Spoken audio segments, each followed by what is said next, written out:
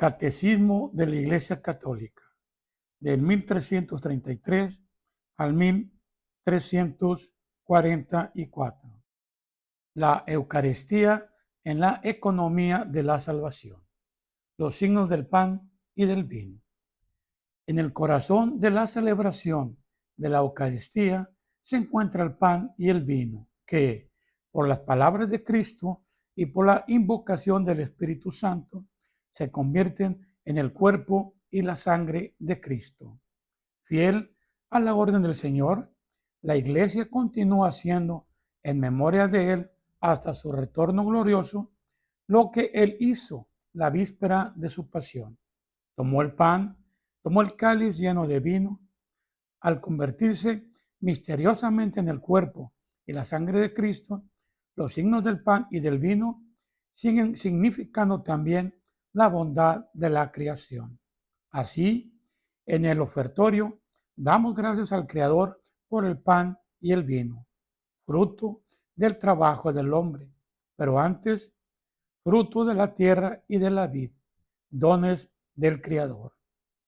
La Iglesia va en el gesto de Melquisedec, rey y sacerdote, que ofreció pan y vino, una prefiguración de su propia ofrenda. En la antigua alianza, el pan y el vino eran ofrecidos como sacrificio entre las primicias de la tierra en señal de reconocimiento al Creador. Pero reciben también una nueva significación en el contexto de Éxodo. Los panes ácimos de Israel, como cada año en la Pascua conmemoran la salida apresurada y liberadora de Egipto. El recuerdo del maná del desierto sugerirá siempre a Israel que vive del pan que da la palabra de Dios. Finalmente, el pan de cada día es el fruto de la tierra prometida, prenda de la fidelidad de Dios a sus promesas. El cáliz de bendición, el final del banquete pascual de los judíos, añade a la alegría festiva del vino una dimensión escatológica, la de la espera mesiánica del restablecimiento de Jerusalén. Jesús instituyó su Eucaristía, dando un sentido nuevo y definitivo a la bendición del pan y del cáliz. Los milagros de la multiplicación de los panes, cuando el Señor dijo la bendición, partió y distribuyó los panes por medio de sus discípulos para alimentar a la multitud, prefiguran la sobreabundancia de este único pan de su Eucaristía. El signo del agua, convertida en vino en Caná, anuncia ya la hora de la glorificación de Jesús. Manifiesta el cumplimiento del banquete de las bodas en el reino del Padre, donde los fieles beberán el vino nuevo, convertido en sangre de Cristo. El primer anuncio de la Eucaristía dividió a los discípulos, igual que el anuncio de la pasión escandalizó. Es duro este lenguaje. ¿Quién puede escucharlo? La Eucaristía y la cruz son piedras de escándalo. Es el mismo misterio y no cesa de ser ocasión de división. ¿También vosotros queréis marcharnos? Esta pregunta del Señor resuena a través de las edades, como invitación de su amor a descubrir que solo Él tiene palabra de vida eterna y que acoger en la fe el don de su Eucaristía es acogerlo a Él mismo.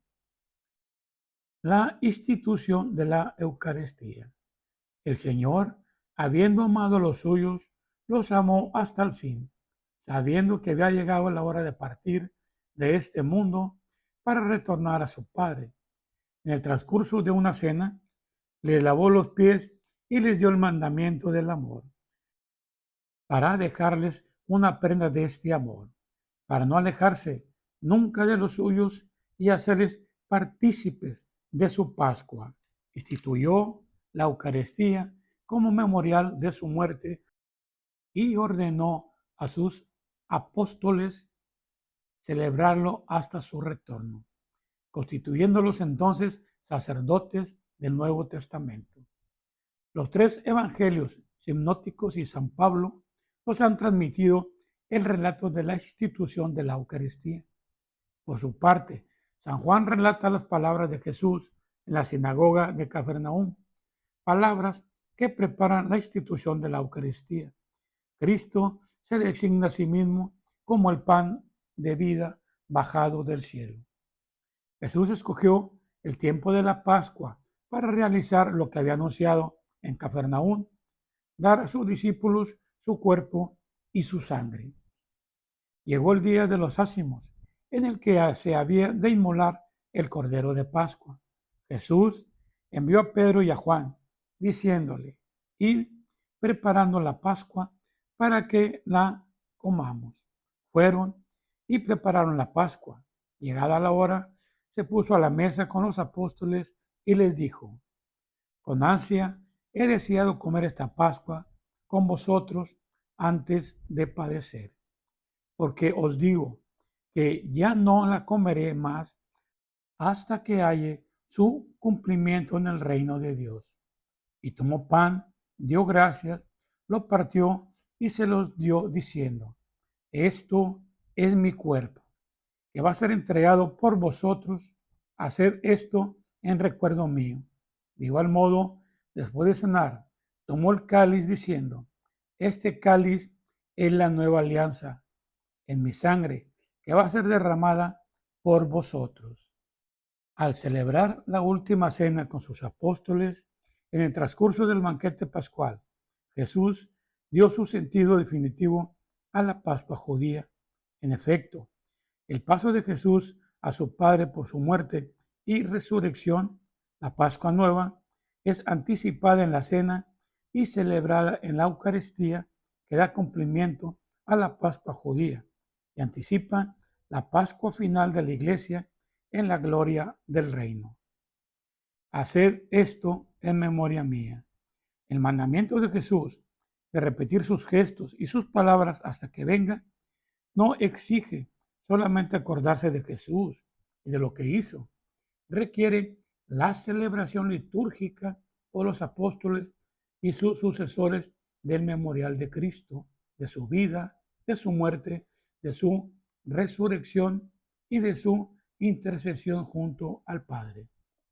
Desde el comienzo la Iglesia fue fiel a la orden del Señor.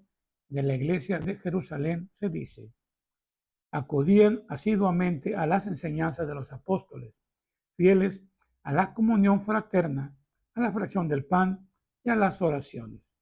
Acudían al templo todos los días con perseverancia y con un mismo espíritu. Partían el pan por las casas y tomaban el alimento con alegría y con sencillez de corazón. Era sobre todo el primer día de la semana, es decir, el domingo de la resurrección de Jesús, cuando los cristianos se reunían para partir el pan. Desde entonces hasta nuestros días, la celebración de la Eucaristía se ha perpetuado, de suerte que hoy la encontramos por todas partes en la Iglesia, con la misma estructura fundamental. Sigue siendo el centro de la vida de la Iglesia. Así, de celebración en celebración, anunciando el misterio pascual de Jesús hasta que venga. El pueblo de Dios, peregrinante, camina por la senda estrecha de la cruz hacia el banquete celestial, donde todos los elegidos se sentarán a la mesa del reino.